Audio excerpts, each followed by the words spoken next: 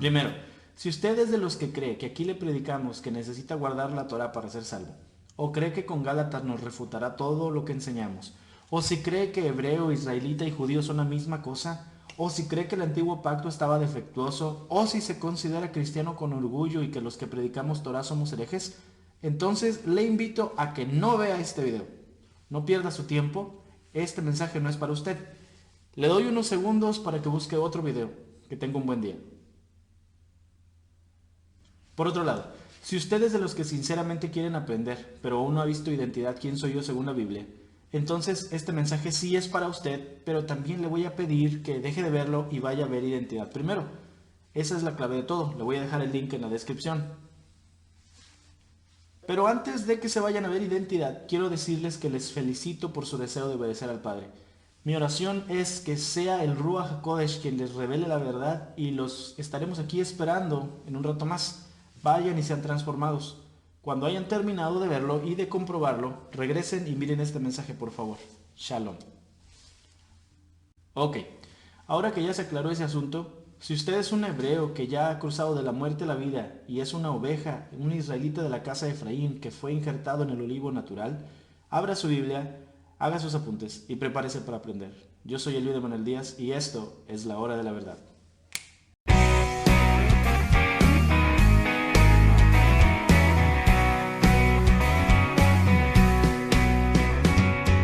Muchas gracias por estar con nosotros el día de hoy.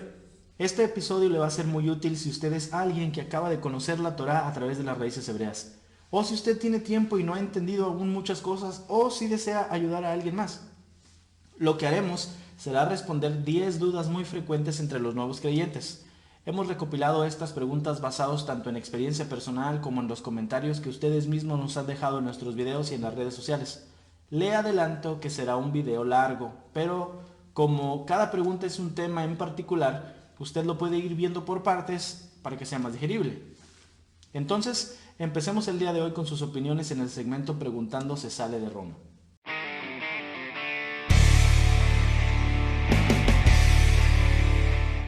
¿Qué ha sido lo más difícil de asimilar desde que usted comenzó a guardar la Torá?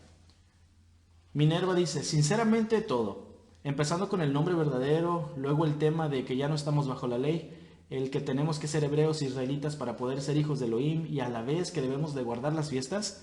Ok, no hay problema, yo quiero ser hija de Elohim, lo malo es que por como fui enseñada jamás me tomé el tiempo ni siquiera para saber qué son cada uno, ni para qué son, ni cuándo son las leyes de la alimentación y todo eso, pero en el nombre de mi Adón Yeshua voy a aprender y las voy a guardar. Y Tana dice, para mí lo más difícil de asimilar ha sido el nombre de Yeshua. Fue un shock saber que siempre estuve equivocada y que en efecto Yeshua no se podría haber llamado Jesús, un nombre común. Hubo muchas personas que coincidieron en ciertas respuestas o ciertos temas que se les complicaban, entonces quiero darles algunas opiniones de varias personas sobre un tema específico. Empezamos con las leyes dietéticas. Ari dice, siento que a mi mente le cuesta todavía asimilar que el Todopoderoso se interese realmente en lo que comemos. Borimexi dice, los alimentos definitivamente, todo por amor a Adonai lo lograré. Alejandro dice, guardar los mandamientos como comer kosher. Y Ar dice, mi esposo dice que las leyes dietéticas fueron lo más difícil de asimilar. Creo que se llevó una gran sorpresa al saber que no volvería a comer camarones. Ahora vamos a hablar de la gente que se le complica el Shabbat. Daniel dice, sin duda es guardar el Shabbat, no solo guardarlo, sino no profanarlo. Berta dice, mi primer intento en guardar el día de reposo se me hizo eterno. Me sentí como león enjaulado. Estoy tan mal impuesta a hacer y seguir haciendo. Creo que sufro de ansiedad y no me daba cuenta. Johnny dice, al momento nada netamente difícil. En lo que aún no puedo cumplir es en el Shabbat, ya que mi jornada laboral no me lo permite. Rafael dice, para mí lo que ha sido un poco difícil es guardar el Shabbat por causa del trabajo, pero ya lo tenemos en manos de Adonai, quiero honrarle como se debe. Expedita dice, para mí ha sido guardar el Shabbat, aún no lo hago tan perfecto para mí, es de gran gozo. Santiago, Paola, Cristian, Rubí y Josué dicen que lo más complicado para ellos es el Shabbat. Dora dice el Shabbat porque mi trabajo no me lo permite celebrar. Alexa dice, lo más difícil para mí es querer guardar el Shabbat sola, ya que mi pareja no entiende y solo es piedra de tropiezo. Y porque no tenemos un lugar donde reunirnos con más hermanos para motivarnos. Y también, concluyendo el tema del Shabbat, Richard dice, sinceramente lo más difícil es guardar el Shabbat debido a que todo está acomodado desde hace 1700 años para guardar el primer día de la semana y no el séptimo como le establece la bendita Torah de Hashem. Pero ahí radica quienes están dispuestos a derrumbar todo e ir en contra de Roma, que tanto daño le hizo a nuestros hermanos judíos y aún sigue el daño esta vez, no con tortura y obligación, sino a través de sutilezas y sabias mentiras, pero que gracias a la misericordia del Eterno ya todo se está restaurando como fue profetizado que al final de los tiempos sucedería. Hay otras personas que dicen que lo más difícil es el rechazo de la familia y los amigos. Francisco dice, lo más difícil de asimilar, de comprender, es la reacción de algunos hermanos en la fe e incluso pastores que ven todo este entendimiento como un problema o una amenaza a las estructuras cristianas establecidas. Pienso que la gente prefiere sentirse segura en sus costumbres antes de intentar ser receptivas e intentar estudiar las escrituras a fondo y en su contexto hebraico. José Luis dice, lo difícil ha sido lidiar con mis familiares, que como dice el hermano Eliud, todos me miran y creen que estoy en error al dejarme otra vida, pero vivo mejor. Gris dice, creo que para mí lo difícil ha sido hablar con mi familia y conocidos acerca de los nombres restaurados, es querer quitarles el chip y querer que reaprendan, pero no me complico la vida. Adonai sabe cuándo les abrirá el entendimiento, solo los he puesto en sus benditas manos y Él hará conforme a su voluntad.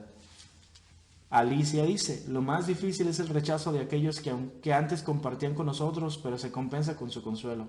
Y Sandra dice, que por estudiar Torah y practicarla, pero sobre todo querer enseñarla, he sido rechazada, vituperada y sujeta a críticas y burlas dentro de mi congregación, donde antes me permitían dar clase dominical, pero a raíz de retornar a las sendas antiguas, lo cual fue instrucción directa de Yahvé, me han negado la oportunidad de seguir dando clase dominical. Sin embargo, el rechazo no solo ha sido en mi congregación, sino en mi familia, que es cristiana y no entiende por qué retorné a las raíces hebreas y mi empeño en querer celebrar Shabbat y las fiestas y ahondar cada día más en la Torah.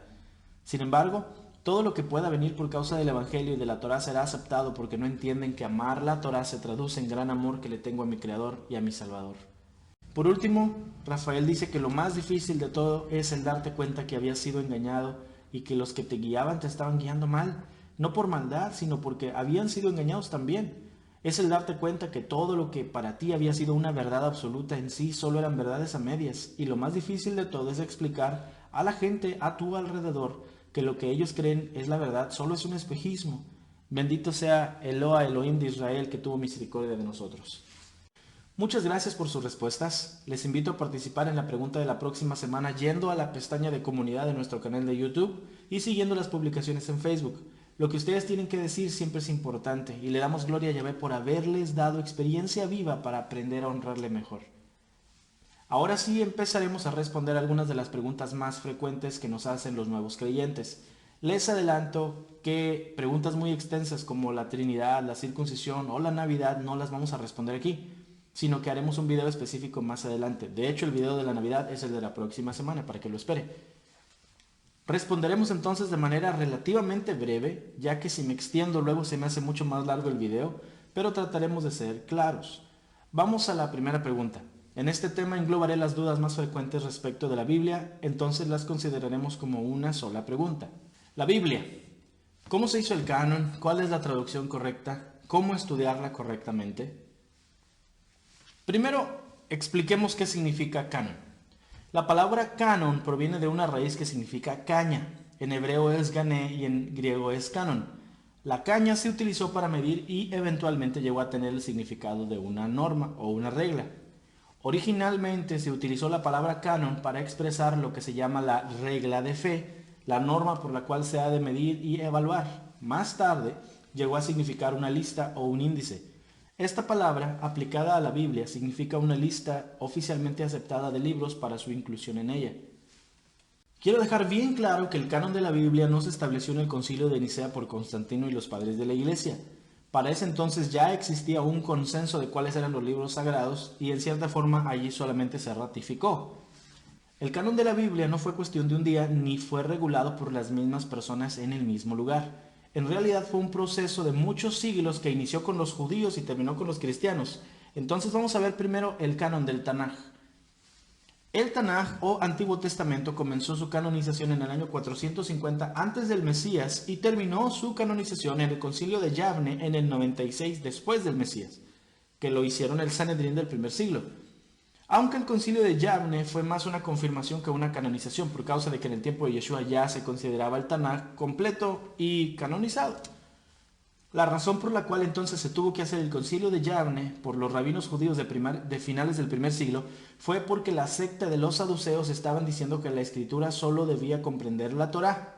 Sin embargo, otros grupos opositores decían que debía conformarse de la Torá, de los profetas y de los escritos, o sea, todo el Tanaj. Cuando sucedió la destrucción de Jerusalén por el general Tito en el año 70, el grupo religioso predominante fue el de los fariseos. Todo esto usted lo puede buscar en el video de la semana anterior de la hora de la verdad. Y ellos, los fariseos, tras ver presión también de los que estaban juntándose al camino de Yeshua, los nazarenos, establecieron el canon que conocemos hasta el día de hoy del Tanaj, para que no se fueran a mezclar las escrituras que ellos tenían con las de los, entre comillas, cristianos. Así, a finales del siglo I, el judaísmo estableció en Yavne como canon de sus libros sagrados aquellos que cumplieran 3 requisitos principales. Número 1. Que hubiera una copia del libro en cuestión y que se supiera que tal libro fue escrito antes del 300 antes del Mesías, que fue más o menos por el tiempo donde después llegó la helenización, y que usted lo puede ver en el libro de los Macabeos, o también puede ver el video que tenemos de la hora de la verdad parte 2, donde hablamos de Hanukkah. Explicamos en profundidad sobre la helenización de los judíos. Número 2. Que dicha copia estuviera escrita en hebreo o cuando menos en arameo, no en griego, que era la lengua de la cultura invasora. Y número 3. Que tuviera un mensaje considerado como inspirado o dirigido al pueblo de Elohim, con lo que también algunos libros que cumplían con las 2 características anteriores tuvieron que salir del canon. Por eso es entonces que el libro de los Macabeos no estaba en el canon original, porque es un libro escrito en griego. Respecto del Tanaj, Yeshua dijo esto. Lucas 11:51. Desde la sangre de Abel hasta la sangre de Zacarías, que murió entre el altar y el templo, sí les digo que será demandada a esta generación. Y luego en Lucas 24:44 dice que tenían que cumplirse todas las cosas que habían sido escritas acerca de mí en la Torá de Moisés, en los Neviim, los profetas, y los Tehilim, los escritos. Entonces Yeshua está prácticamente haciendo una lista de lo que son los libros del Tanaj, y cuando habla de Abel y de Zacarías está diciéndote la cronología, desde Génesis hasta Crónicas, porque en el Tanaj están ordenados de manera histórica, no de la forma del orden de la iglesia cristiana. Debido a este canon completamente en hebreo, algunos libros pasaron a conocerse como apócrifos, que significa falsos, o deuterocanónicos, o sea, del segundo canon, ya que los primeros eran protocanónicos, o del primer canon. Un grupo de maestros judíos los incluyeron en el canon de Alejandría o la Biblia de los 70, mayormente conocida como la Septuaginta, en el año 2 antes del Mesías. La Septuaginta es la traducción del Tanaj y de los libros deuterocanónicos del hebreo y del arameo al griego, editada en Alejandría, Egipto, por 70 sabios, y que era la traducción de la escritura más popular en el tiempo del Nuevo Testamento. Y es la que se usó para traducir la Biblia al español, también de versiones como la Reina Valera y la Nueva Versión Internacional. Sin embargo, al incluir los libros apócrifos también estaba siendo influenciada por el pensamiento gentil y era necesario revisarla, y de allí que al final del siglo I se echaron fuera todos los libros que después se llamaron apócrifos. Ahora veamos el motivo de los apóstoles para escribir el Brit Hadashah. Primero sepamos que Brit Hadashah o Pacto Renovado es el nombre correcto del Nuevo Testamento. La enseñanza de Yeshua fue, hasta donde sabemos, exclusivamente por vía de la palabra hablada y del ejemplo. Durante 15 o 20 años después de la muerte y la resurrección de Yeshua, sus discípulos predicaron el Evangelio de la misma forma. Diversas circunstancias llevaron a los apóstoles y a algunos de sus colaboradores a poner en escrito las enseñanzas del Maestro.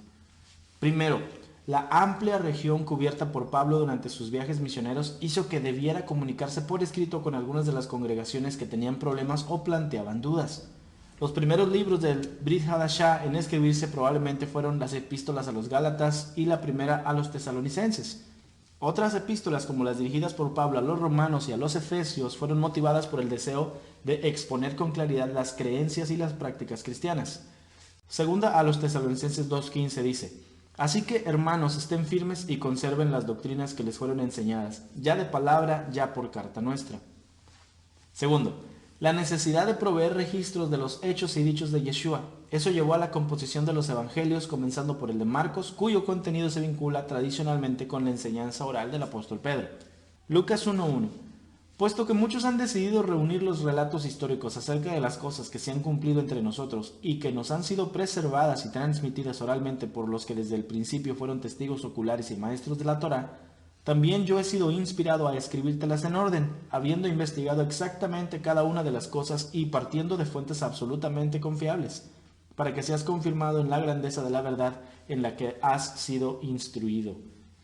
Todo el Brit Hadashah se escribió en un intervalo aproximadamente de 5 décadas, cuando todavía existían testigos presenciales de los dichos y de los hechos de Yeshua, quienes suponen que el intervalo transcurrido entre el tiempo de Yeshua y la redacción del Brit Hadashah es excesivo y llevó a una falta de fidelidad histórica en esas epístolas y relatos, pasan por alto dos hechos importantes. Número 1. Que durante todo ese periodo la memoria de los dichos y hechos del Adón Yeshua se conservó viva en las congregaciones de todo el imperio, donde habían sido propagadas por los apóstoles y sus discípulos y atesoradas por los creyentes. Y número 2. Que las pocas décadas transcurridas entre el ministerio terrenal de Yeshua y la redacción de los libros del Brit Hadashah es un intervalo relativamente breve. Si lo pasamos a un contexto moderno, es muy posible que la mayoría de los hombres adultos recuerden el Mundial de Fútbol de México 86, que fue hace más de 30 años y aún así los principales hechos podrían reconstruirse casi exactamente a partir de testigos presenciales. Y nada de eso es contando el hecho de que el Ruach HaKodesh era quien les daba a los apóstoles la fe para tener seguridad de lo que se predicaba. Era el Ruach quien les hacía recordar los detalles aún tras tantos años para que se escribieran correctamente los hechos para las generaciones futuras. Y está en la Biblia, 2 de Pedro 1:21. Pues nunca una profecía ha venido por voluntad humana, por el contrario. Personas movidas por el Ruach HaKodesh hablaron el mensaje de Yahvé. Y Juan 14:26 dice, mas el consejero, el Ruach HaKodesh, a quien el Padre enviará en mi nombre, Él les enseñará todo. Esto es, Él les recordará todo lo que yo les he dicho, dijo Yeshua. Así como el Tanaj, el canon del Brit Hadashah no fue cuestión de un día ni de una deliberación de un concilio, sino motivado por causas exteriores, tales como la muerte de los apóstoles originales, el hecho de que había mucha doctrina propagada solamente de forma oral y eso daba lugar a leyendas y a malos entendidos, el levantamiento de personas que luego fueron considerados como herejes, como Marción y Montano, que hicieron sus propios cánones del Nuevo Testamento, quitando y agregando libros a su consideración arbitraria. Y número 4, el edicto de Diocleciano en el año 303 después del Mesías, en que se declaraba la destrucción de los libros sagrados de los cristianos. ¿Quién deseaba morir por algo que fuera un libro simplemente religioso y no por la verdad de la palabra? Hubo dos factores principales a considerar para la canonicidad de un escrito del Brit Hadashah. Número 1, una clara inspiración divina de parte del Ruach HaKodesh. Y número 2, que tuviera una verdadera autoridad apostólica. El término apostólico no significa necesariamente que tiene un apóstol como autor, o que fue preparado bajo la dirección de los apóstoles, sino que es la autoridad apostólica la prueba principal de la canonicidad, ya que nunca va a estar separada de la autoridad de Elohim. Ya a principios del siglo II se admitió en forma general la autoridad de los 4 evangelios, Mateo, Marcos, Lucas y Juan, así como de las cartas del apóstol Pablo a las iglesias, y antes de terminar el siglo II, los Hechos, las cartas de Pablo a Timoteo, Tito y Filemón y las cartas primeras de Pedro y Juan formaban parte ya de la colección más popular del canon del Brit Hadashah. Las epístolas 2 y 3 de Juan, Judas, Santiago y Segunda de Pedro demoraron más en ser reconocidas generalmente, en parte por su brevedad y en parte por su circulación limitada geográficamente. La epístola a los hebreos halló cierta resistencia, en tanto que el Apocalipsis era generalmente admitido por los occidentales, pero era visto con recelo en el oriente. Si bien durante el siglo III no hubo grandes avances, se advierte un avance hacia un consenso general, especialmente debido a la influencia de Orígenes, quien fue el que popularizó el término Nuevo Testamento, haciendo del Tanaj el Antiguo Testamento. Entonces todos estos eran personas con teología del reemplazo. En el siglo IV, el obispo Atanasio de Alejandría proporciona la primera lista conocida, conteniendo exclusivamente los 27 libros de nuestro Nuevo Testamento. Este canon fue adoptado y ratificado más tarde por Jerónimo y por Agustín, por concilios regionales y por diversas sedes episcopales. Tras el siglo IV y bajo mucha influencia de la Iglesia de Roma, es la verdad, el canon del Nuevo Testamento quedó de la manera como lo conocemos el día de hoy. El primer canon de la Biblia completa fue sancionado por la Iglesia Católica bajo el pontificado de Dámaso I en el Sínodo de Roma en el año 382, y esta versión es la que Jerónimo de Estridón tradujo al latín llamada Vulgata. Dicho canon consta de 73 libros, 46 constitutivos del llamado Antiguo Testamento, incluyendo 7 libros llamados manualmente deuterocanónicos, que son Tobías, Judí, primero y segundo de Macabeos, Sabiduría, Eclesiástico y Baruch, que han sido impugnados por los judíos y por los protestantes, y 27 libros en el Nuevo Testamento.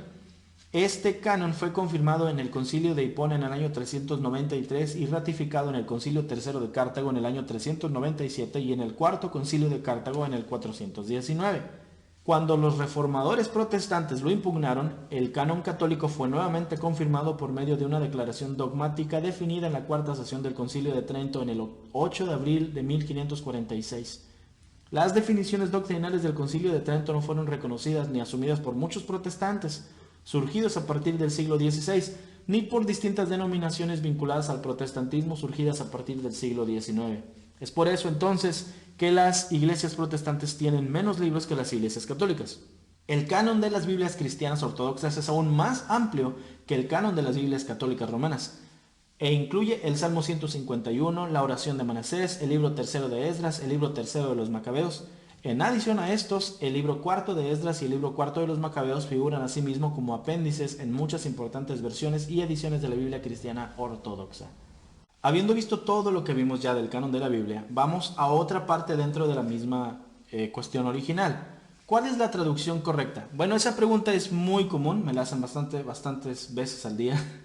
Esa pregunta yo la respondo sencillamente. No existe necesariamente una traducción perfecta, no hay. Usted puede elegir la que usted considere, pero no deberían de usarse de una. Hay muchas versiones distintas. Yo recomiendo entonces que usted se busque una aplicación llamada eSword. Le voy a dejar aquí en pantalla cómo es. eSword le va a servir a usted para descargar muchas versiones de la escritura. Y ahí usted puede tener una comparación de cada versículo con diccionario Strong, con todo lo demás y poder entender en contexto cuál es lo original. La única escritura que realmente es infalible es el escrito original y no lo tenemos. Entonces tratemos de no endiosarnos de una versión. Sí existen traducciones mejores unas que otras, pero lo mejor que puede hacer usted es utilizar la tecnología a su alcance y buscar diferentes versiones, comparar y dejar que el Ruach le dirija. Eso es mi opinión personal, ese es mi consejo para los que me dicen cuál es la Biblia que yo recomiendo. Y por último, ¿cómo estudiar la Biblia correctamente? Cuando yo vivía en el tiempo del cristianismo, yo era de los que decían, para leer la Biblia tienes que irte primero a Juan, y cuando acabes Juan lees Romanos, y con eso ya le hiciste. Y ya después de ahí, si quieres, lees todo el Nuevo Testamento y luego te vas al Antiguo Testamento y ya. Pero cuando leíamos el Antiguo Testamento nos desesperábamos porque nunca llegábamos a Jesús. Y la gente tiene miedo de mandar a la gente a leer el Tanaj porque piensan que nunca van a llegar a Cristo y como no llegan a Cristo no van a aceptar a Jesús en su corazón. Y para los que me critican porque de repente digo Jesús o Cristo, sépase que estoy hablando en contexto. Yo digo Yeshua, pero si me oye decir Jesús estoy hablando como si estuviera hablándole a los hermanos cristianos o como si fuera cristiano. Así es que por favor, lea todo en contexto y ponga atención en contexto. Entonces, yo recomiendo esto. Agarre una Biblia, váyase al principio y lea Génesis y dele para adelante. Y si usted es de los que dicen, no, yo voy a leer de Juan en adelante, Juan 1.1 le dice en el principio, como diciéndote, ¿qué estás haciendo aquí? Regrésate a Génesis. Entonces lea Génesis y de ahí avance. Yeshua dijo en Juan 5.39, escudriñáramos las escrituras porque en ellas está la vida eterna. Entonces, lea de Génesis en adelante. Eso es lo mejor que puede hacer. Vamos a la pregunta número 2. Apenas íbamos en la 1. La Torá. ¿Realmente hay alguien que pueda guardarla toda completa? ¿Le doy la respuesta rápida? Sí se puede guardar toda la Torá. ¿No lo cree? Si usted es de los que dice que solamente Yeshua pudo guardar toda la Torá, entonces, ¿cómo explica esto? Lucas 1.6. Zacarías y Elizabeth eran justos a los ojos de Elohim y cuidadosos en obedecer todos los mandamientos y las ordenanzas de Adonai. Si Zacarías y Elizabeth cumplían toda la Torá, entonces quiere decir que no es tan difícil como nos enseñaron. De hecho, la idea de que los mandamientos son difíciles no solo está equivocada, sino que contradice a Yahvé. Deuteronomio 30:11 dice, este mandamiento que yo te ordeno hoy no es muy difícil para ti, ni está fuera de tu alcance. El Padre quiere que guardemos sus mandamientos no porque nos odia tanto que nos quiere tener atados a una ley, sino porque nos ama demasiado que nos da instrucciones de cómo vivir en bendición. Deuteronomio 5:29. Si tuvieran siempre ese mismo sentir para respetarme y seguir todos mis mandamientos para que les vaya bien a ellos y a sus hijos para siempre. Debido a nuestra naturaleza carnal, el ser humano nunca ha gustado de que le digan qué hacer. Y una muestra muy clara de ello es cuando compramos un aparato eléctrico y lo echamos a andar.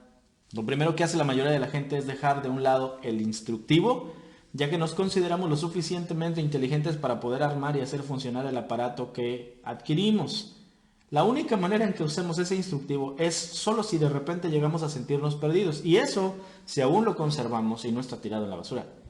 De la misma manera, la Torá es nuestro instructivo. Nótese claramente que no dije que la Torá es la ley, porque la Torá es la instrucción en justicia de Adonai para su pueblo. Es la enseñanza que un padre le da a sus hijos sobre todos los aspectos de la vida. Deuteronomio 6:5. Amarás a Yahvé tu Elohim con todo tu corazón y con todo tu ser y con todas tus fuerzas. Grábate en la mente estas instrucciones que te encargo hoy. Le daré una prueba de que sí se pueden guardar todos los mandamientos. Yo estudié la carrera de licenciado en Derecho. Mi primer día de clases en la universidad me enseñaron esto. El concepto de derecho es el conjunto de normas jurídicas de carácter positivo que regulan la conducta externa del individuo en sociedad. Eso significa que el derecho es la ciencia que estudia cómo se comporta el ser humano cuando está con otras personas. Donde sea que haya dos personas existe el derecho. Es una característica nata del ser humano. Si no hubiera reglas, entonces estaríamos yendo en contra de nuestra naturaleza. Misma naturaleza con la que Yahvé nos creó. Si usted cree que las reglas se hicieron para romperse o se ofende cuando le ponen un reglamento a cualquier tipo de comunidad de personas, entonces usted vive en la carne. Romanos 8:7. La carne es enemiga de Elohim, pues no se somete a la Torá de Elohim ni es capaz de hacerlo.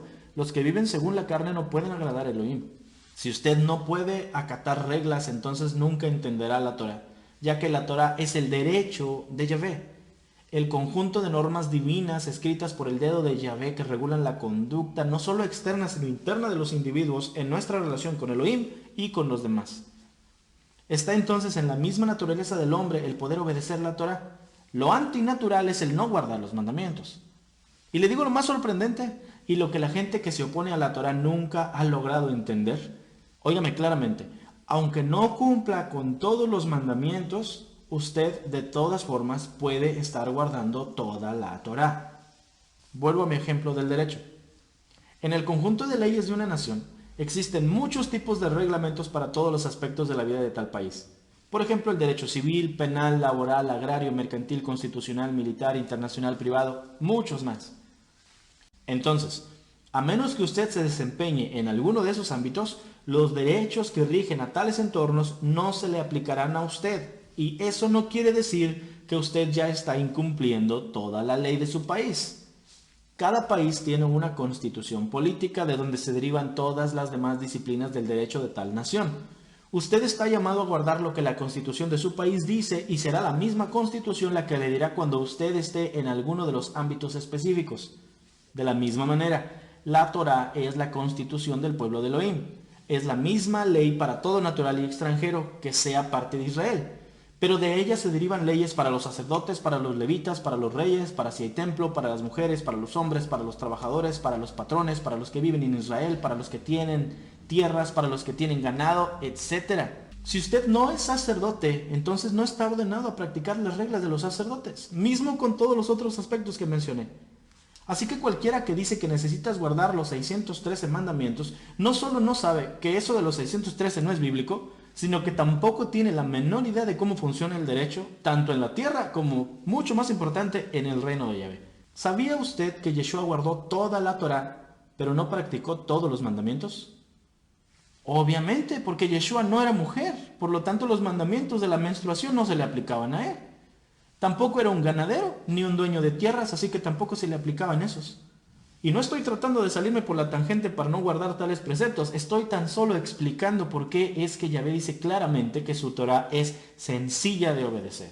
Si usted entonces deja de lado todos los mandamientos para ciertas personas, profesiones o momentos específicos del tiempo, por ejemplo, que el templo esté en funciones, nos quedamos con una lista bastante sencilla de mandamientos generales para todo Israel, judíos y gentiles que estamos llamados a guardar, amar y obedecer. Los mandamientos generales para todo israelita, natural e injertado son: número 1, los 10 mandamientos de Éxodo 20. Número 2, las leyes dietéticas de Levítico 11. Y número 3, los Moadim de Levítico 23. Mateo 22:37. Amarás a Yahvé tu Elohim con todo tu corazón y con toda tu alma y con toda tu fuerza. Este es el mayor y más importante mandamiento. Y un segundo similar a este: amarás a tu prójimo como a ti mismo. Toda la Torá y los profetas dependen de estos dos mandamientos.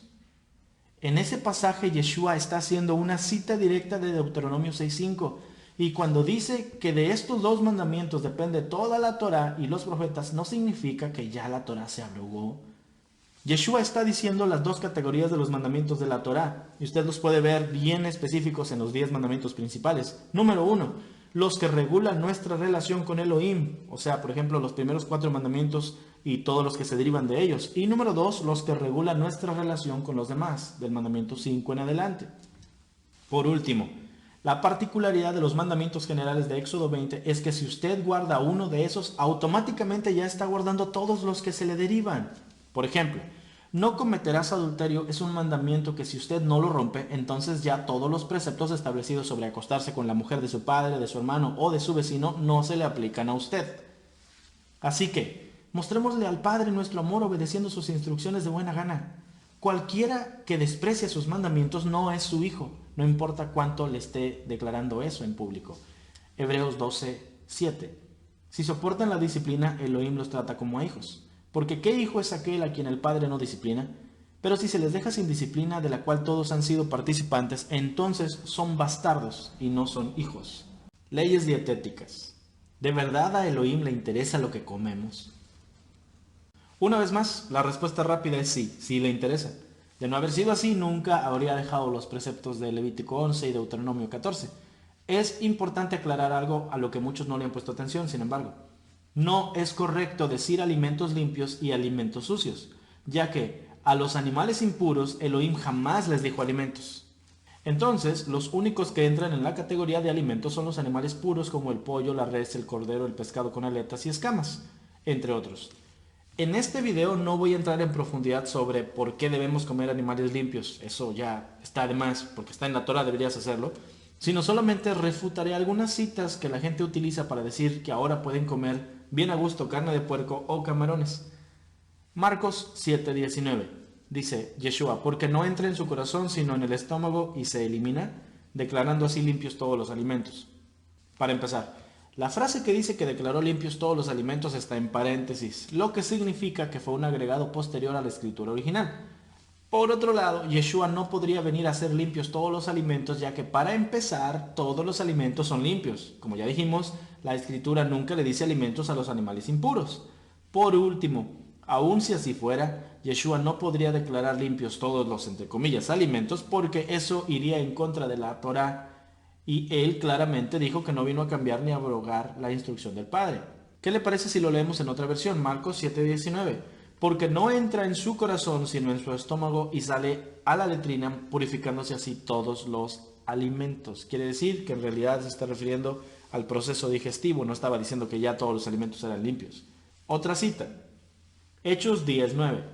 Al día siguiente, alrededor de mediodía, mientras ellos iban de camino y se acercaban a la ciudad, Pedro subió a la azotea de la casa a orar. Empezó a sentir hambre y quería algo de comer, pero cuando estaban preparando la comida cayó en un trance, en el cual vio el cielo abierto y algo que lucía como una sábana grande y siendo bajada a tierra por sus 4 puntas, en la cual había toda clase de cuadrúpedos, criaturas que se arrastran y aves silvestres. Entonces una voz le dijo, levántate Pedro, mata y come.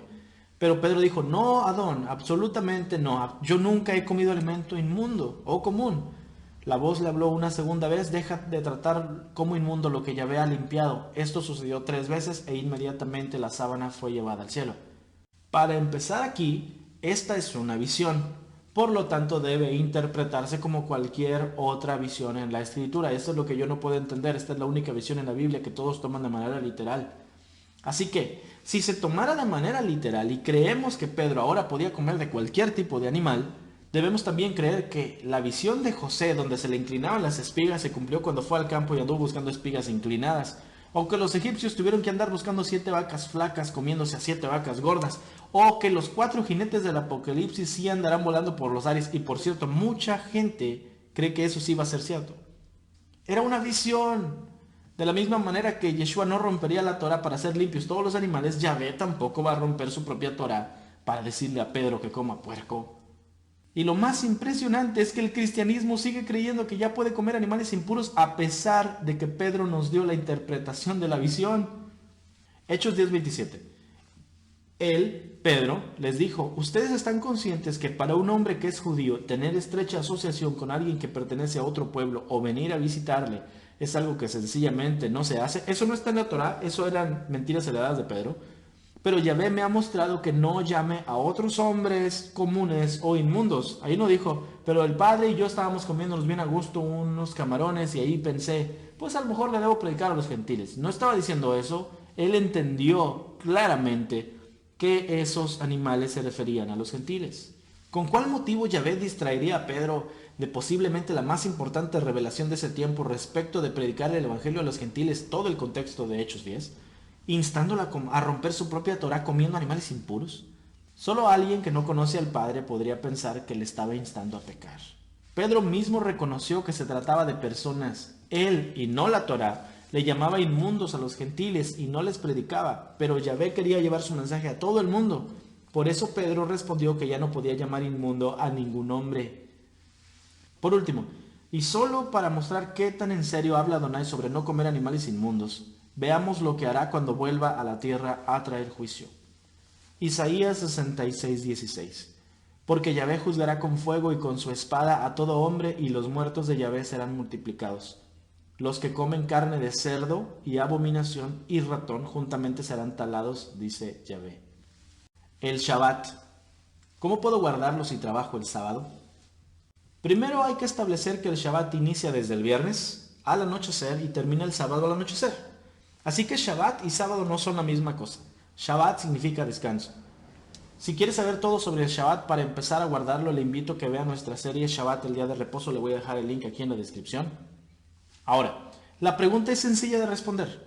Si usted tiene un negocio propio o una profesión donde puede descansar el sábado, que es el día principal del Shabbat, pero no lo hace porque tiene miedo de perder clientes, entonces necesita obedecer el mandamiento y cerrar su negocio o no realizar su profesión durante el Shabbat. No hay vuelta de hoja.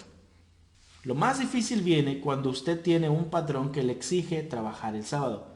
En ese caso, ore mucho a Elohim y hágale ver su situación y muéstrele cuánto anhela guardar su Shabbat. El Padre conoce su corazón y sabe que usted quiere honrar su mandamiento. Entonces, si usted se lo pide, le dará otro trabajo o un mejor horario donde poder guardar el Shabbat. Pero cuando llegue ese día, usted debe obedecerle, ya que si no lo hace, caerá en la rebeldía de quien puede guardar el día de reposo y no lo hace y lo profana. Usted puede trabajar en su empleo y aún así estar guardando el Shabbat en la medida de sus posibilidades. Llévese su Biblia, algunos cantos en su teléfono y en sus espacios libres busque la presencia del Padre anhelando su Shabbat y Él se exaltará sobre usted y lo sacará de esa situación pronto. Pero si usted se justifica con la excusa de que tiene trabajo y no puede guardar el Shabbat por ese motivo, entonces el Padre no está siendo exaltado y usted está en verdadero quebrantamiento del Shabbat. La esencia del Shabbat es esta. Isaías 58:13. Guarden como santo el Shabbat. En ese día no se ocupen de sus propios intereses, sino disfruten del día de Shabbat y hablen del día con delicia por ser el día Kadosh de Adonai. Honren el día de Shabbat en todo lo que hagan ese día y no sigan sus propios deseos ni hablen palabras inútiles. Entonces Adonai será su delicia. Yo les daré gran honor y los saciaré con la herencia que prometí a su antepasado Jacob. Yo, Adonai, he hablado. El nombre Kadosh. ¿Cuáles son los nombres verdaderos de Dios, Jesús y el Espíritu Santo? ¿Cómo puedo orar? ¿Es necesario hablar hebreo para que Dios me oiga? Éxodo 3:13. Entonces Moisés le dijo a Elohim: cuando yo vaya donde los israelitas y les diga que el Elohim de sus padres me ha enviado a ellos, y me pregunten cuál es su nombre, ¿qué debo decirles? Y Elohim le dijo a Moisés, Eyer Asher Eye, yo soy el que soy. Y continuó, así les dirás a los israelitas, Eyer, yo soy, me envió a ustedes. Y Elohim le dijo además a Moisés, así le hablarás a los israelitas, Yahvé, el Elohim de sus padres, el Elohim de Abraham, de Isaac y de Jacob, me ha enviado a ustedes. Este será mi nombre para siempre, este será mi apelativo por toda la eternidad. También escrito Yahvé Yahweh, el tetragramatón es el nombre santo del Padre, revelado por primera vez a Moisés en Éxodo 3.15. Significa yo soy el que soy y el Elohim siempre presente. Este segundo significado viene a luz debido a que Yahvé es el Elohim que siempre es y siempre está, el dueño del tiempo y del espacio. El tetragramatón es una unión de las letras Yod, Het, Vav y Het del alfabeto hebreo. Comprendamos que en el hebreo no existen vocales, así que para poder pronunciarlo se le agregan las vocales de Hashem, que significa el nombre, lo que la convierte en la palabra Yahvé o Yahweh. La diferencia en la pronunciación tiene que ver con la fonética de la letra Vav, que en hebreo suena como una V, pero para los angloparlantes suena como una W, por eso mucha gente dice Yahweh, aunque no existe mayor diferencia en ambas pronunciaciones, ya que como se dijo realmente Yahvé o Yahweh son solo modificaciones fonéticas del tetragramatón impronunciable a falta de vocales. Ahora vamos a ver el nombre del Mesías. Mateo 1:21. Ella dará a luz un hijo y le pondrás por nombre Yeshua, porque él salvará a su pueblo de sus pecados. Esto es controversial para muchos. Unos dicen Yahshua, otros dicen Yahushua, otros dicen Yeshua. La verdad es que la palabra Yeshua viene de Yahushua, que es el nombre en cierta forma original. Yahshua significa Yahvé es nuestra salvación. Pero si usted va a lo que acabo de leer, que es Mateo 1:21, el ángel le dice a José, le vas a poner de nombre Yeshua, por causa de que le está diciendo una palabra combinación de Yehoshua y Yoshia, que significa liberará. Por eso dice, le pondrás Yeshua porque él liberará, o él hará libre a su pueblo de sus pecados. Entonces el nombre del Mesías es Yeshua. Pero si usted dice Yahshua, está bien. Por favor, no se meta en esa controversia. Por causa de que ninguno de nosotros tendremos la verdad absoluta jamás en la vida, no debemos tampoco abrazarnos a eso como si, a nuestra palabra, porque lo que nosotros decimos es lo que nos enseñaron o lo que aprendimos y decimos esto es lo correcto. Eso solamente trae problemas. Si usted dice Yeshua, Yahshua, Yehoshua, Yahoshua, Yahushua, si usted dice todos esos nombres, yo no le voy a decir nada. No me va a ver a mí con antorchas corriendo atrás de usted como muchos de ustedes hacen conmigo. ¿Para qué? Lo importante realmente es que tratemos de restaurar el nombre. Una cosa es decir esos nombres en nuestro anhelo de decirlo correctamente y otra es decir, no, yo le voy a decir Jesús, porque evidentemente no se llama Jesús. Entonces, aunque no esté totalmente de acuerdo conmigo, quizá pudiera coincidir en el hecho de que lo importante es tratar de restaurar en nuestros labios el nombre santo. Usted dice Yahweh, muchos, yo digo Yahvé, no me afecta, yo puedo decir Yahweh también. Yo entiendo, yo sé que me van a seguir muchos, aquí muchos entre comillas muy bíblicos diciendo, es que tienes que restaurar el nombre. Sí, pero no somos nosotros los dueños del nombre, no conocemos realmente. Tenemos una idea, pero muchos maestros han hecho morbo de que decir, este ministerio tiene el nombre verdadero nada más para ganar adeptos. Yo no le puedo decir eso, porque yo no tengo todas las respuestas. Entonces, si usted viene a ver nuestros videos y me oye decir Yahvé y me está tratando de crucificar por ello, pues voy a seguir diciendo Yahvé. Y de repente diré Yahweh también, no hay ningún problema. Y de repente diré Yeshua y a veces diré Yahshua y está bien también. Entonces, por favor, tome eso como una especie de lección para usted de la importancia de que no sabe todas las cosas, porque yo tampoco las sé.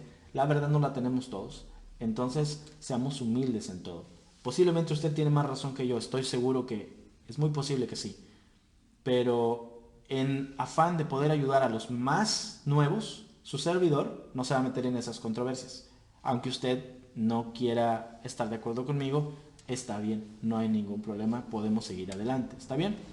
Avancemos. O Ruach HaKodesh. Ruach significa viento, aliento, soplo y respiración. Y Kodesh significa santo.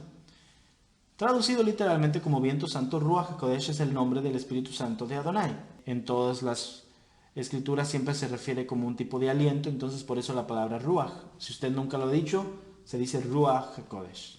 Si quiere saber más respecto de los nombres y todo esto, yo le invito a que vea nuestro video sobre terminología restaurada, parte 1, 5 palabras hebreas que necesita saber. Ahí lo puede buscar, le voy a dejar aquí el link en la descripción y le va a ayudar bastante.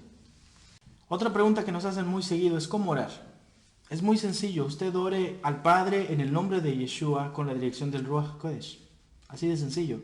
Y el Padre oye su oración. El Salmo 51 dice que un corazón contrito y humillado el Padre nunca lo ignora. Pero hay hermanos que han empezado a sentir dudas de cómo orar porque les enseñaron ciertos maestros que necesitas hacer ciertas oraciones en hebreo porque si no, no vas a ser escuchado. O tal vez no les dicen literalmente tal cosa, pero la gente en su ignorancia piensa eso y se asusta. Usted puede orar en español, usted puede orar sin un ceder, usted puede orar con un corazón abierto delante del Padre. Él la va a escuchar, Él le va a escuchar. Si usted quiere seguir un formato, adelante pues, hágalo. Pero sepa que no por orar con formato, usted es mejor que el que no ora con un formato. Por favor, tenga mucho en cuenta eso. Y por último, ¿debo hablar hebreo para que Yahvé me escuche? No, no, no. Eso es un problema grave. No es malo aprender hebreo. Excelente, échele ganas, porque si usted puede aprender para poder entender mejor la escritura, yo no me voy a oponer en lo más mínimo. Adelante, excelente. Pero no crea que si no habla en hebreo, entonces usted no está entendiendo la escritura y peor aún, no crea que el Padre no lo va a escuchar. Porque el problema con esto es de que mucha gente dice aprender hebreo, pero luego no aprenden bien y ya no sabes si hablan hebreo o hablan español.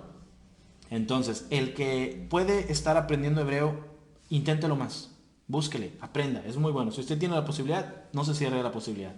Pero sepa que no por aprender hebreo o saber hebreo, usted va a ser más escuchado que el que no habla hebreo. No hay una orden directa en la escritura donde dice, tienes que aprender hebreo. No dice. Hay hermanos que interpretan que donde dice la escritura que el Padre restaurará nuestros labios para hablar palabras preciosas y todo eso ya significa que vamos a hablar hebreo. No es una traducción literal de esa frase, pero si usted gusta, desea y tiene las posibilidades, apréndalo, es muy bueno, no hay ningún problema, pero no demerite al que no lo hace. ¿Está bien? Avancemos entonces al siguiente tema. El bautismo. ¿En nombre de quién debo bautizarme? ¿Qué hago si no tengo dónde realizarlo? Ok, empezaremos definiendo esto muy importante. Hay diferentes tipos de bautismos en la Biblia. El bautismo de purificación, de arrepentimiento, de identificación, del Ruach HaKodesh, de fuego, en el cuerpo del Mesías y de sufrimiento. No tengo tiempo para verlos, luego haremos un mensaje específico sobre todo lo que tiene que ver con el bautismo, pero esto es para que usted lo vaya adelantando.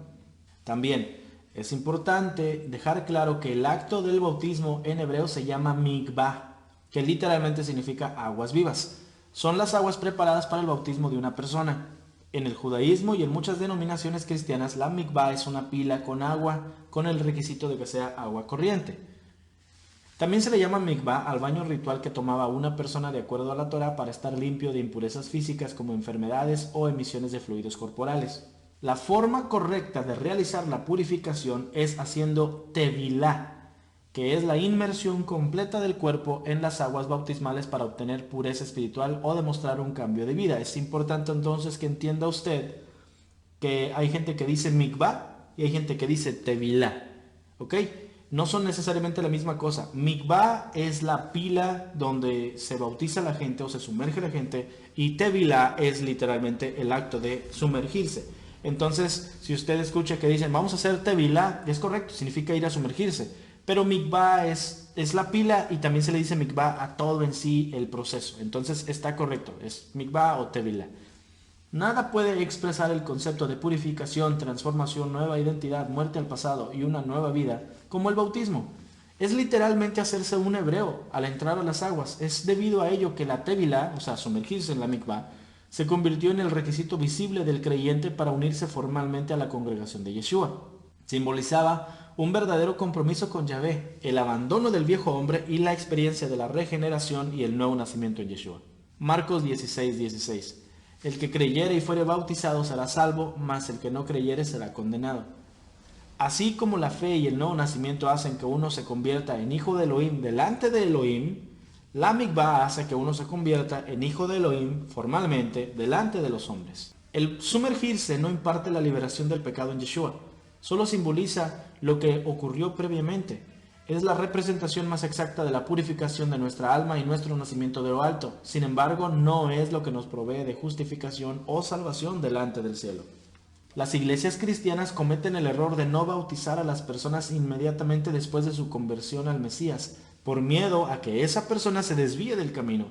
Pero en su afán de hacer lo correcto están judaizando a las personas, que significa poner enseñanzas de hombres como requisito antes de permitirles la entrada al reino de Elohim. Tras haber visto lo anterior, preguntémonos, ¿en nombre de quién debo bautizarme? En el tiempo de Brit Hadashah, era costumbre que los discípulos de un rabino se bautizaran en el nombre de su maestro. Teniendo esto en mente, los primeros creyentes se bautizaban en el nombre de Yeshua. Bautizarse en nombre de un maestro significaba mostrar al mundo que tú como discípulo decidías llevar el yugo de tu rabino. De allí que había discípulos de Juan, de los fariseos, de los escribas, de los saduceos y de Yeshua, entre muchos más. El yugo simbolizaba las enseñanzas del maestro por el que te bautizabas. Los fariseos y saduceos ponían tantas cargas de tradiciones en sus discípulos que eran casi imposibles de llevar. Mateo 23:15. Hay de ustedes, escribas y fariseos hipócritas, porque recorren mar y tierra para hacer un prosélito y una vez hecho, lo hacen 2 veces más hijo del infierno que ustedes. Y Lucas 11:46, Yeshua dijo, hay de ustedes también los expertos en la Torá, ustedes ponen cargas sobre la gente que apenas pueden llevar y no mueven un solo dedo para ayudarles. Sin embargo, Yeshua tenía unas enseñanzas muy distintas. Mateo 11:28 dice, vengan a mí todos ustedes que están cansados y agobiados, y yo les daré descanso. Carguen con mi yugo y aprendan de mí, pues yo soy apacible y humilde de corazón, y encontrarán descanso para su alma, porque mi yugo es suave y mi carga es liviana. Entonces, cuando Yeshua está diciendo acerca de que vengan todos los trabajados y cansados, le está hablando prácticamente a personas con doctrinas de hombres. No está diciendo que literalmente vengas si estás cansado físicamente. No quiere decir que no te va a hacer descansar, pero está hablando de las doctrinas. Si tú tienes doctrinas malas, dice, tíralas y ven y aprende de mí, decía Yeshua. Literalmente te está diciendo, deja que yo sea tu maestro. Entonces, eso es lo que significa realmente ese versículo. Entonces, como decíamos, ¿en nombre de quién debemos bautizarnos? Bueno, en nombre de Yeshua. Pero eso contrasta mucho con Mateo 28:19. Dice, por tanto, vayan y hagan discípulos a todas las naciones, bautizándolos en el nombre del Padre, del Hijo y del Espíritu Santo. ¿Por qué dice eso? Bueno, porque fue un agregado. Mateo 28:19 en la versión Kadosh dice, por lo tanto, vayan a ser talmidim o discípulos a gente de todas las naciones, dándoles la inmersión en mi nombre. Mateo 28:19 ha sido uno de los versículos más mal traducidos en la Biblia. En el hebreo original, Yeshua solamente dice que lo sumerjan en mi nombre. El agregado en el nombre del Padre, del Hijo y del Espíritu Santo vino mucho tiempo después como parte de la teología del reemplazo. La muestra más clara de que bautizar en el nombre de la Trinidad es antibíblico es que los apóstoles solamente bautizaron en el nombre de Yeshua. Hechos 2:38 dice que bautizaban en el nombre de Yeshua. Hechos 8:16, Hechos 10:48 y Hechos 19:5. Todos esos los puede estar viendo en pantalla. Siempre dice bautizaban en el nombre de Yeshua, HaMashiach. Si nos vamos a bautizar, lo haremos en el nombre de Yeshua, pero lleva a la última pregunta. ¿Qué hago si no tengo dónde bautizarme? Hacer tevilá, o sea, sumergirte en las aguas, es un acto simbólico externo de lo que ya sucedió internamente. Es un requisito para el creyente, pero si usted no tiene dónde congregarse, el Padre conoce su situación. Lo más importante es que usted viva la vida de un hebreo que ha cruzado de la muerte a la vida. En su momento, Él le dará la oportunidad de ser sumergido en las aguas. Recuerde al etíope que pidió ser sumergido sin mayor protocolo. Solamente tenía anhelo de honrar el mandamiento. Hechos 8:36. Mientras iban por el camino llegaron a un poco de agua y el hombre lleno de fe le dijo, mira, aquí hay agua. ¿Hay alguna razón por la que no pudiera ser sumergido? Si crees con todo tu corazón, bien puedes, él respondió.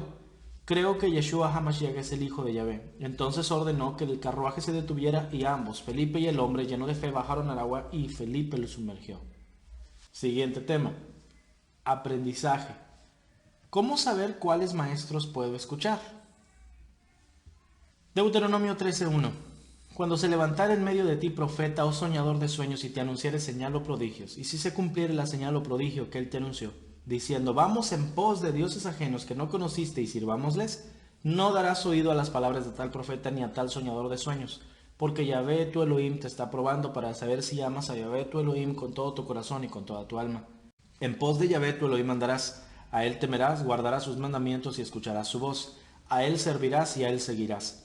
Tal profeta o soñador de sueños ha de ser muerto por cuanto aconsejó rebelión contra Yahvé tu Elohim, que te sacó de la tierra de Egipto y te rescató de casa de servidumbre, y trató de apartarte del camino por el cual Yahvé tu Elohim te mandó que anduvieses, y así quitarás el mal en medio de ti.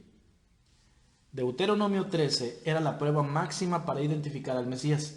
Si cualquiera que se decía profeta hablaba en contra de la Torá, entonces era un falso maestro y debía morir. No importa cuántos milagros hiciera, Yeshua dijo, Mateo 24:11, muchos falsos profetas aparecerán y engañarán a mucha gente, y por haberse multiplicado la falta de cumplimiento de la Torá, el amor de muchos se enfriará.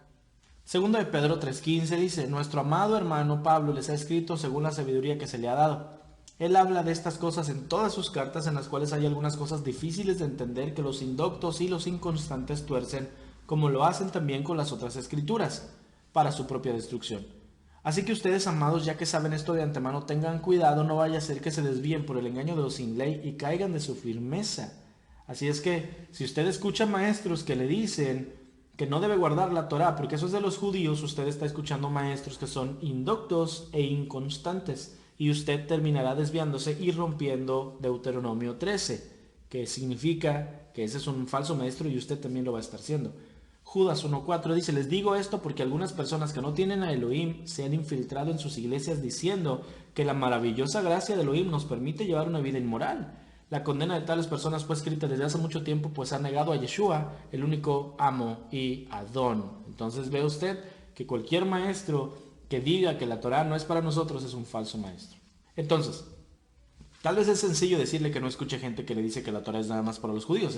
Está de más decir que los que están viendo este video pues son personas que entienden que la Torá es para nosotros. Si usted es de los que en un principio no me hizo caso y todavía sigue negado y sigue viendo el video, pues no era para usted este video. Entonces, como que pudiera estar de más decir que no escuches maestros que te dicen que la Torá no la debes guardar. Pero siempre es bueno dar fundamentos bíblicos para saber por qué debemos o no debemos hacer algo. Ahora bien, ¿cómo saber cuáles maestros de sana doctrina, entre comillas, podemos escuchar y cuál es mejor no escuchar? Para resolver esto, primero necesitamos saber qué cosa es la sana doctrina. Primera a Timoteo 1:10 dice, para los fornicarios, los sodomitas, para los secuestradores, para los mentirosos y los perjuros y para cuanto se oponga a la sana doctrina. Segunda Timoteo 4:3 dice, porque vendrá el tiempo cuando no sufrirán la sana doctrina. Y Tito 2:1 dice, pero tú habla lo que está de acuerdo con la sana doctrina. La palabra sana doctrina aparece 3 veces en la Escritura, todas por Pablo, y en ninguna explica cuál es la sana doctrina de la que habla. Eso da lugar a que muchas personas tengan su interpretación personal de lo que significa y sobre todo a que todos crean que ellos tienen la sana doctrina. 43,000 denominaciones del cristianismo dicen tener sana doctrina. Sin embargo, la misma Escritura nos dice qué cosa es la sana doctrina. Entonces debemos saber cuál es el concepto que tiene esa frase para comprender a cuáles maestros sí podemos escuchar. Proverbios 4:2. Les enseño una buena doctrina, no abandonen mi Torá. Esas son las palabras del Padre. Esa era la misma doctrina que Yeshua predicaba, Juan 7:16. Yeshua respondió y dijo, mi doctrina no es mía, sino de aquel que me envió. Y Pablo dice que Yeshua le reveló esa misma doctrina a él, Gálatas 1:11. Además, hermanos, les voy a hacer esto bien claro, dice Pablo. Las buenas noticias, como yo las proclamo, no son un producto humano, porque ni me fueron enseñadas ni las recibí de ningún hombre, vinieron por medio de revelación directa de Yeshua HaMashiach. Pablo también dice que cualquiera que predique otra cosa es un hereje, Gálatas 1:6. Estoy maravillado que tan pronto se hayan alejado del que les llamó por la gracia del Mesías para seguir un evangelio diferente. No que haya otros, sino que hay algunos que se los perturban y quieren pervertir el evangelio del Mesías. Mas, si aún nosotros o un ángel del cielo les anunciare otro evangelio diferente del que hemos anunciado, que sea un hereje, un anatema. Como antes hemos dicho, también ahora lo repito, si alguno les predica diferente evangelio del que han recibido, sea anatema. Así que teniendo todo esto en cuenta, siempre esté atento a la voz del Ruach HaKodesh que le hablará a través de la Escritura y compruebe así, como los creyentes de Berea, todo lo que le digo yo y cualquier otro maestro, para que no caiga en los engaños del enemigo. Hechos 17:11. Recibieron la palabra con solicitud, escudriñando cada día las Escrituras para ver si estas cosas eran así. Sin embargo, dentro de los que predican la Torá, hay gente que se ha desviado también, y usted debe conocer la escritura para no seguirles por más apego que tenga a sus enseñanzas. Si le empiezan a predicar el Talmud, el Zohar, la Mishnah, los Midrash, la Kabbalah y otras cosas judías a la par de la escritura, diciéndole que son revelaciones más importantes que el Brit Hadashah, o si comienzan a decirle que el Brit Hadashah, el Nuevo Testamento, no es inspirado y usted no debiera escucharlo, entonces aléjese de esos maestros, por favor. En estos últimos tiempos, la estrategia de Hasatán para hacer que la verdad de la escritura no llegue a sus oídos no es venir a callarle la boca a los que predican la verdad no adulterada de la Biblia, sino que llena el mundo de maestros de, entre comillas, sana doctrina, que también predican cosas desviadas para así confundir a la gente. Entonces, si usted no conoce la escritura, pensará que todos los que predicamos la Torah somos iguales. Si usted supiera que mañana a las 5 de la tarde habría un hombre con camisa roja en la estación de autobuses predicando la verdad de la palabra y usted estuviera dispuesto a ir a escucharlo, la mejor estrategia de Hasatán para que usted siga en ignorancia no es destruir a ese hombre o detenerlo a usted de ir, sino que llenará la estación de autobuses de más hombres vestidos de rojo predicando cosas muy similares para que usted no sepa distinguir cuál es el verdadero mensaje. Por eso es esencial que tengamos discernimiento espiritual. Y eso, el discernimiento, no significa sentir las vibras, sino conocer la escritura para que nadie te engañe. Primera los Corintios 2:12. Y nosotros no hemos recibido el espíritu del mundo, sino el espíritu que proviene de Elohim, para que sepamos lo que Elohim nos ha concedido. Lo cual también hablamos no con palabras enseñadas por sabiduría humana, sino con las que enseña el Ruach, acomodando lo espiritual a lo espiritual. Lo más triste del caso es que aún a pesar de que prediquemos la sana y la verdadera doctrina, habrá muchos que solo quieran saber más por el hecho de saber más y se desvíen de la Torah para empezar a llenarse de teorías raras, no bíblicas, en su afán de llenarse de conocimiento. Y pues no puedo hacer mucho por usted si desea ignorar lo que la Escritura dice. Segunda Timoteo 4:3. Pues llegará el tiempo en que la gente no escuchará más la sólida y sana enseñanza, seguirán sus propios deseos y buscarán maestros que les digan lo que sus oídos se mueren por oír, rechazarán la verdad e irán detrás de los mitos. En cuanto a nosotros, aquí en el remanente Una Fe Inteligente le hablaremos la sana doctrina de la Escritura tal como Yahvé la declaró, Yeshua la predicó y los apóstoles la enseñaron. Cualquier otra cosa es un evangelio diferente al que la palabra sin adulteración está enseñando. Congregarse. ¿Debo dejar de asistir a la iglesia cristiana? Hebreos 10:25. No dejando de congregarnos como algunos tienen por costumbre. La vieja confiable. Siempre le van a usar esa cita para hacerle sentir culpable por no congregarse con los demás hermanos. Y a muchos que vienen a la Torah les pesa demasiado eso porque sienten que están faltando un mandamiento. La cuestión es que si leemos el texto en contexto, veremos que se está hablando de Yom Kippur. Así que los cristianos que dicen que los Moadim son de los judíos se apropian de una cita que dice que no debemos dejar de reunirnos en los Moadim. Ahora, no estoy diciendo que no debemos congregarnos con los hermanos. Lo que sí estoy diciendo es que debemos tener mucho cuidado con a quienes consideramos nuestros hermanos. Lucas 8:21. Mas Yeshua respondiendo dijo: mi madre y mis hermanos son los que oyen y viven practicando lo que dice la Torah de Hashem. Y Salmo 1:1 dice: bienaventurado el varón que no anduvo en consejo de malos, ni estuvo en camino de pecadores, ni en silla de escarnecedores se ha sentado, sino que en la Torah de Yahvé está su delicia, y en su Torah medita de día y de noche. Yo no voy a decirle qué hacer. Eso ya queda en consideración de lo que el Ruach le esté haciendo ver en su situación personal, pero sí le diré que por experiencia y por testimonios de más hermanos que han pasado su situación, es muy posible que llegue el momento donde tenga que dejar esa congregación donde usted ha estado para salir al desierto. Y la palabra desierto es la correcta, ya que debe comprender que para llegar a la tierra prometida, es decir, a la vida eterna, tendrá usted primero que salir de Egipto, que es el mundo de pecado, y el pecado es la transgresión de la Torah. Así que vivir en una religión donde la Torah es para solo los judíos es vivir en pecado. Pero cuando usted es libertado por el Mesías, usted entra al desierto. Este mundo que está viviendo ahora, esto es el desierto. Esto no es la tierra prometida. Este es el desierto y es donde ve la mano de Yahvé dirigiendo sus pasos como columna de nube y de fuego todos los días. Es donde va a mirar la dirección del profeta igual a Moisés, o sea, Yeshua. y es donde tiene los mandamientos de la Torá con usted para decirle cómo vivir. Entonces, usted no puede esperar entrar a la tierra prometida si todavía quiere seguir viviendo en Egipto. Y si ahora que está en el desierto de la soledad, aún anhela volver a la congregación donde estaban sus vecinos, amigos y familiares, pero donde era esclavo al pecado, entonces usted está actuando como los gentiles injertados en Israel que querían volver a comer la comida de Egipto. Números 11:4. La multitud mezclada que había entre ellos empezó a sentir un antojo y los hijos de Israel lloraron una vez más diciendo: ¿quién nos dará a comer carne? Recordamos el pescado que comíamos en Egipto sin pagar nada, y los pepinos, melones, puerros, cebollas y ajo, pero ahora nuestra vida está en reseca. No hay nada, no tenemos nada por delante salvo el maná. Esta gente prefería volver a la esclavitud con tal de comer el alimento de Egipto, en lugar de la libertad y la provisión divina del maná que venía directamente de Yahvé. Si usted anhela la vida pasada, entonces quiere el alimento que le daban en el cristianismo en lugar de la Torá, el pan de vida que el Padre nos da diariamente. Quiero que quede bien claro, en el mundo cristiano hay bastante luz, hay mucha revelación que en la ignorancia de la gente, de todas formas el Padre les muestra a los cristianos. Y en su mayoría la gente es realmente sincera y quiere honrar a Elohim, aunque no sabe ni siquiera que se llama Elohim.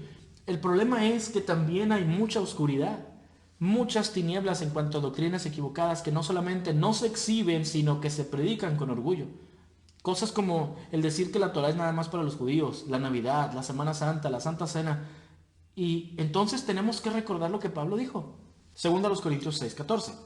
No se unan en yugo desigual con los no creyentes, porque ¿qué tiene en común la rectitud con la transgresión de la Torá?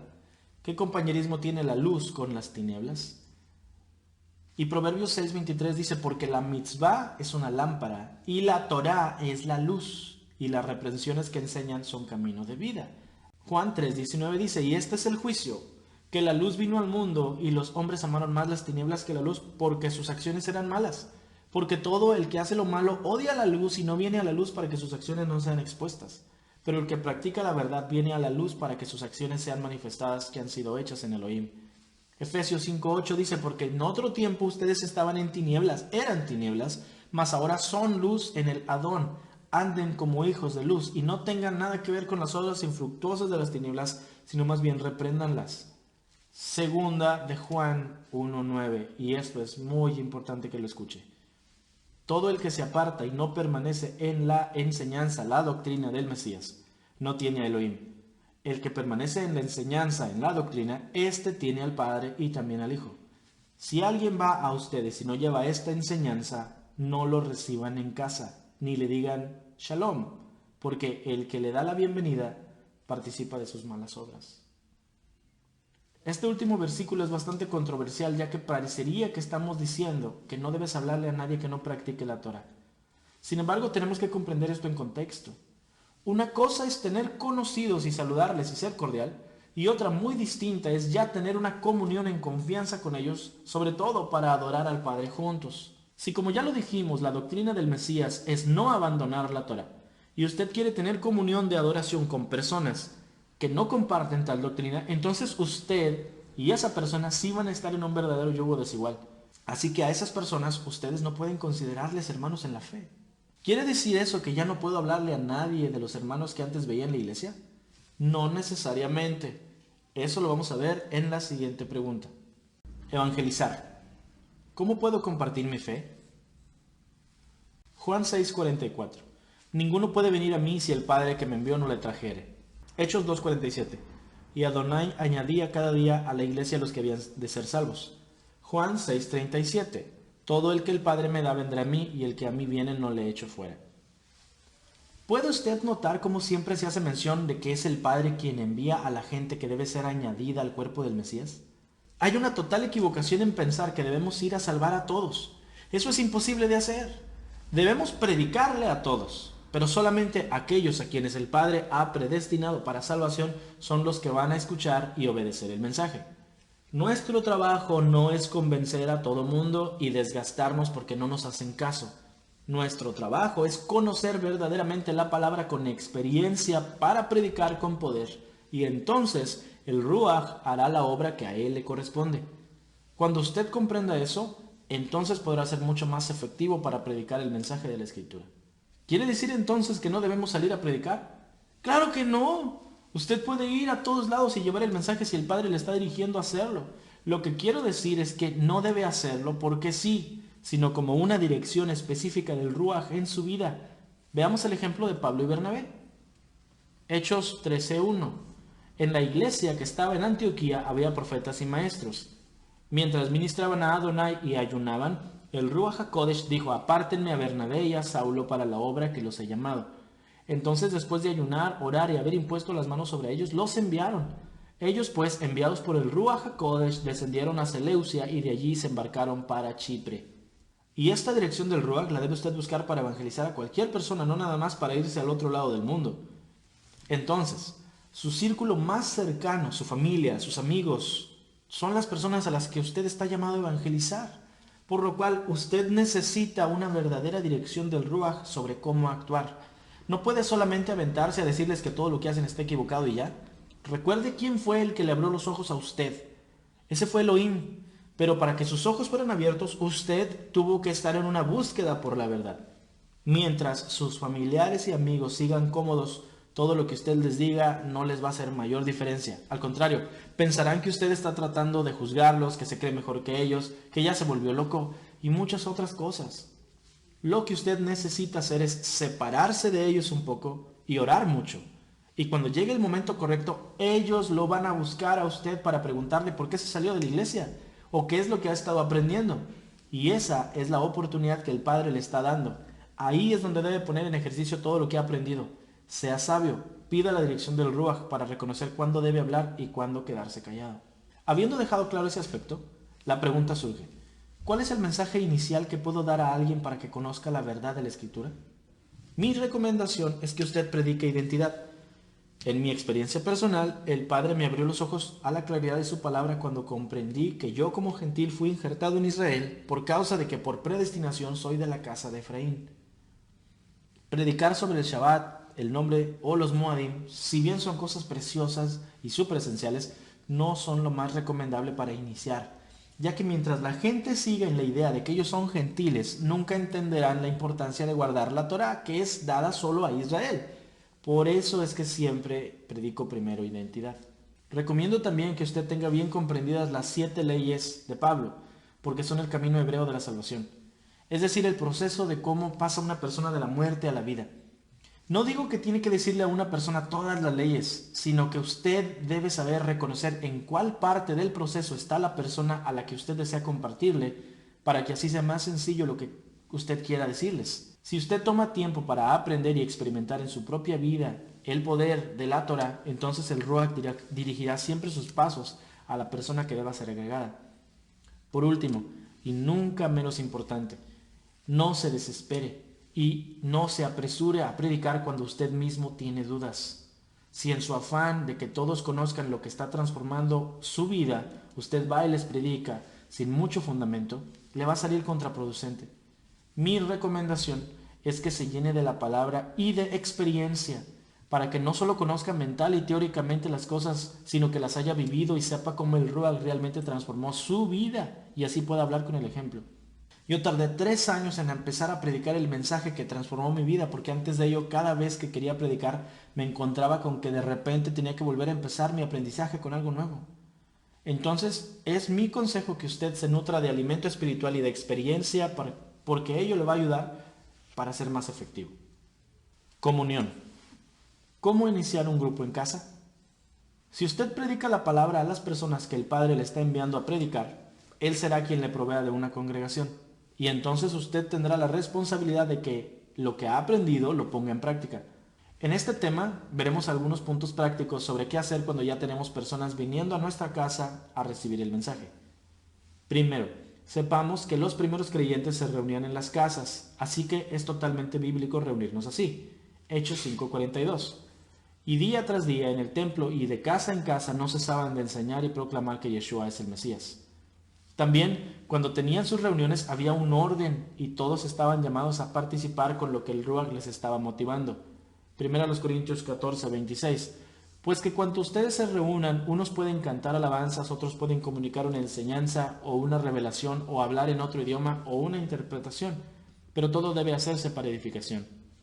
Es importante tener un facilitador que dé la palabra a quien esté participando para que así no caiga todo en caos y en desorden que provoque molestias a nuestra reunión.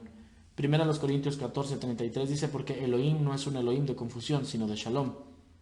Por sobre todo, debemos entender que estas reuniones no solo son de adoración, sino de comunión con los demás hermanos que tienen la misma fe que nosotros. Así que amémonos unos a otros y así el Padre será exaltado. Juan 13:34. Un mandamiento nuevo les doy, que se amen los unos a los otros, como yo les he amado, así también ustedes ámense los unos a los otros. En esto conocerán todos que ustedes son mis discípulos, si tienen amor los unos con los otros.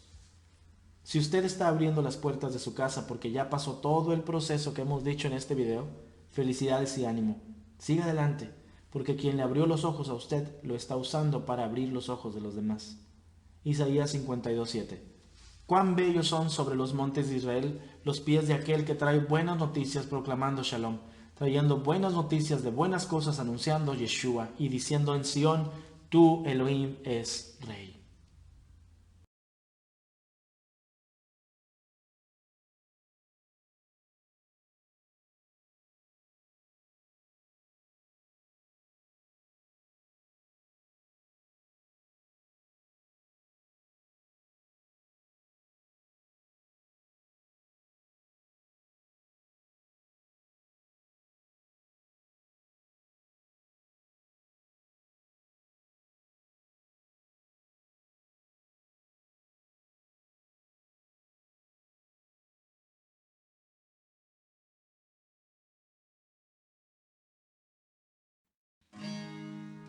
Reconocí cuando pasaste por aquí,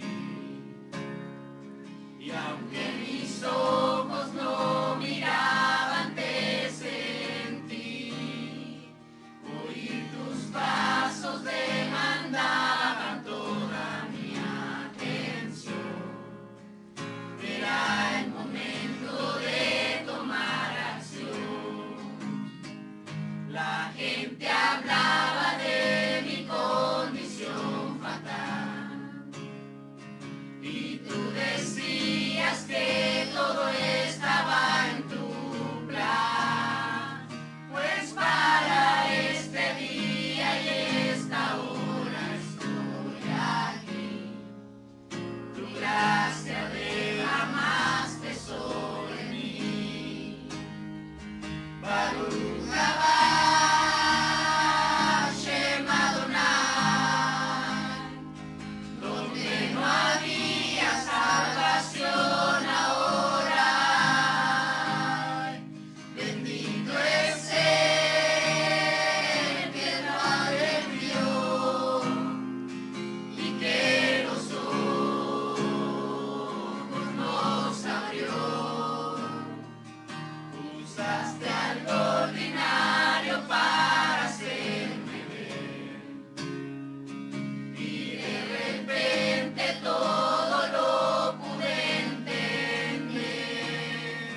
Aún más que solo agradecerte mi Salvador, quiero de tu verdad ser portavoz.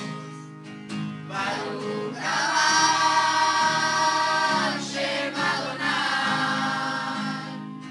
donde no había salvación ahora hay.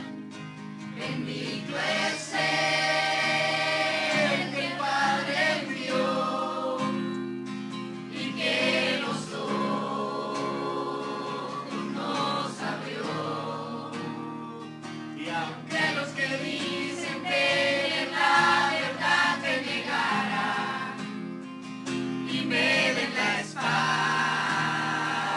en donde yo esté, jamás volveré a ser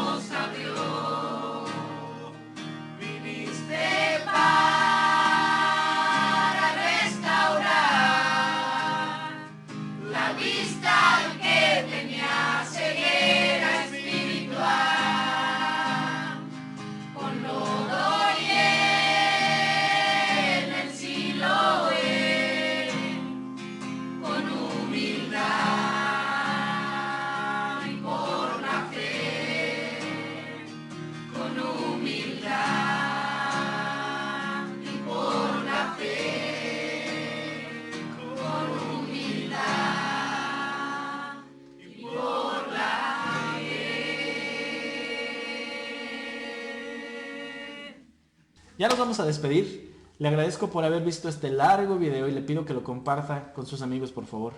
Fue extenso, pero está dividido en preguntas particulares, así que usted puede volverlo a ver y ver la pregunta que más le interese y ser edificado. Por favor, dele like, déjenos un comentario diciendo su opinión. Si gusta ser parte de nuestros grupos de WhatsApp, envíe su información a nuestro Facebook personal que ha aparecido en la pantalla durante el video y le agregamos. Solo tenga un poco de paciencia, por favor. Sobre todo, suscríbase a nuestro canal y active la campanita de notificaciones para que no se pierda los próximos videos de alabanzas y de enseñanzas que subimos continuamente. Por último, si este video o cualquier otro que hemos subido ha sido de bendición y edificación para su vida y desea dar una ofrenda a este ministerio, se lo agradecemos de antemano y le dejamos la información en pantalla deseando que usted sea prosperado en todo lo que emprenda. Gracias por haber visto este video. Le voy a dejar con el testimonio de la hermana Esmeralda de Río Bravo, México, esperando que sea de edificación para su vida y les invito a que si quieren compartir su historia de cómo Yeshua y guardar la Torah ha cambiado su vida, nos envíen su testimonio en un video máximo de 5 minutos a nuestro Facebook personal y lo pondremos en un próximo video. Yo soy Eliud Emanuel Díaz del Ministerio del Remanente Una Fe Inteligente y deseo que Yahvé le bendiga y le guarde. Shalom. Conocer a El Salvador fue algo que él tenía destinado.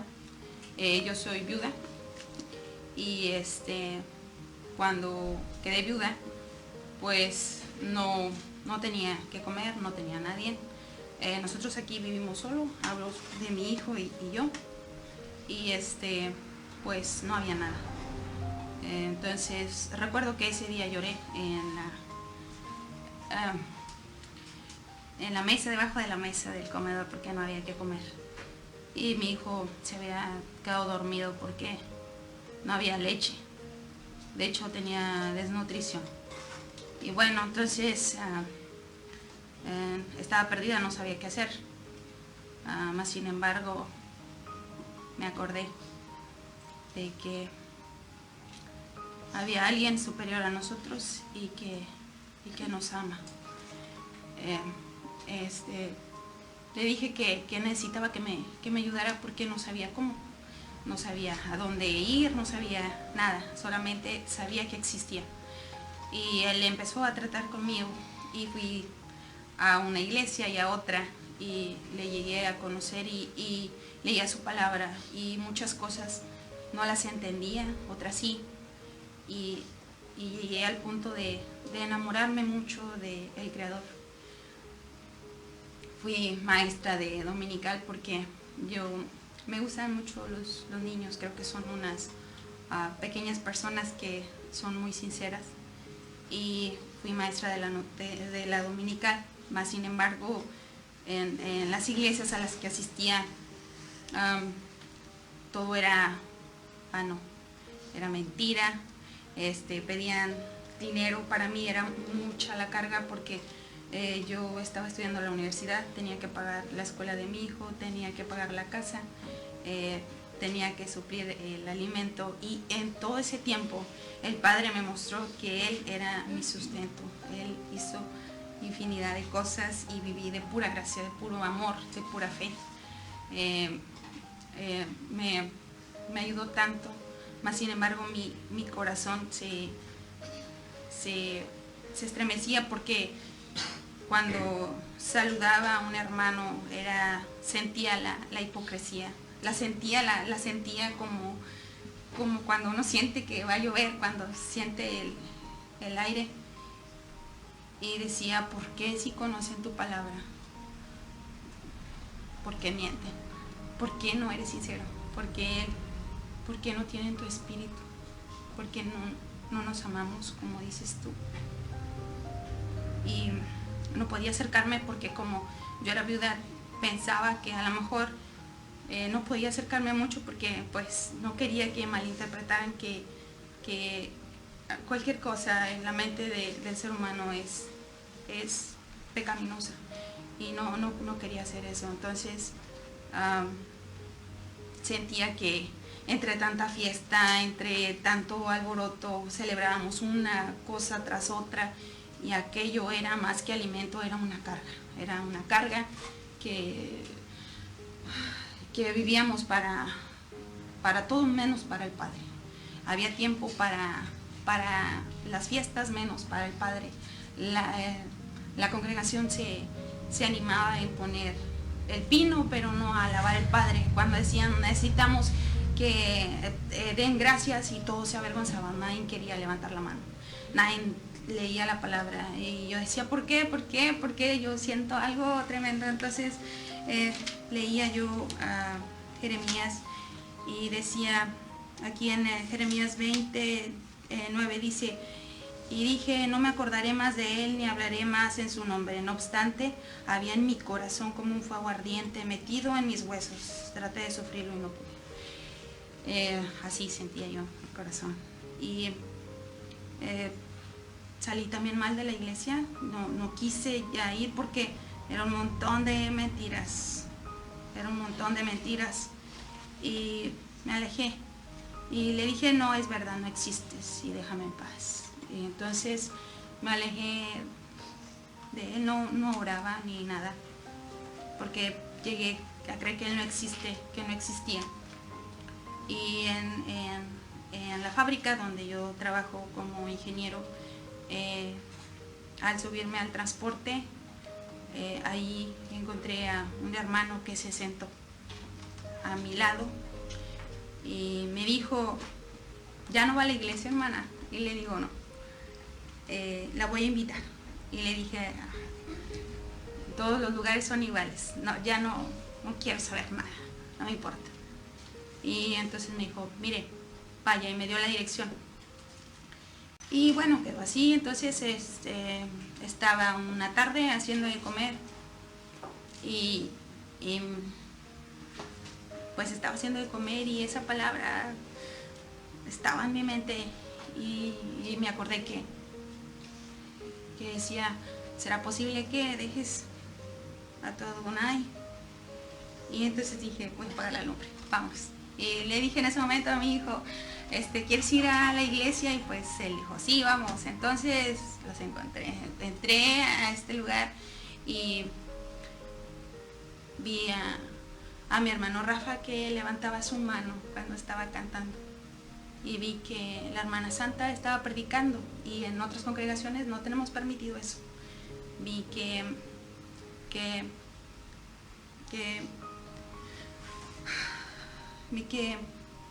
muchos hermanos levantaron sus manos y decía, los encontré.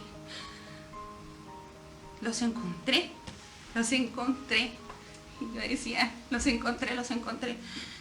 Y entonces escuché el nombre y mi corazón latió tan fuerte y dije, este es tu nombre, es Yeshua, tú estás aquí. Y recuerdo que cantamos, tu amor es como unos diamantes. Y yo decía, ¿cómo es posible? Yo siento eso, estoy así tan contenta de haber coincidido con ustedes en esta vida, porque les amo, el Creador sabe que les amo. A lo largo de este tiempo me he encontrado sola, he batallado también muchísimo, y mi padre me hizo coincidir con otra persona a la que también le compartí el Evangelio y nos llegamos a comprometer. Mas sin embargo llega un momento en que uno debe demostrarse tal cual la palabra lo dice. Entonces en aquel momento yo no me pude retractar.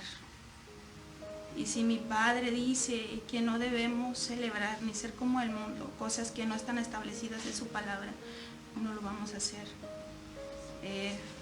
Mi familia es católica, pero me he apartado porque amo más a mi Señor, más que a todo le amo. Y bueno, ya no me voy a casar, porque amo más a mi Creador.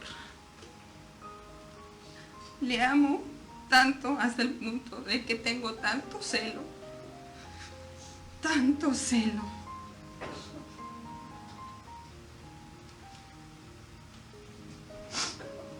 No me importa nada. Lo único que quiero es que algún día verle desde lejos como aquella persona que esperaba un milagro y solamente le escuchaba. Le escuchaba y lo único que quiero, no me importa ni la vida eterna, ni las promesas. Lo único que quiero es verle que en algún momento expire mi alma y que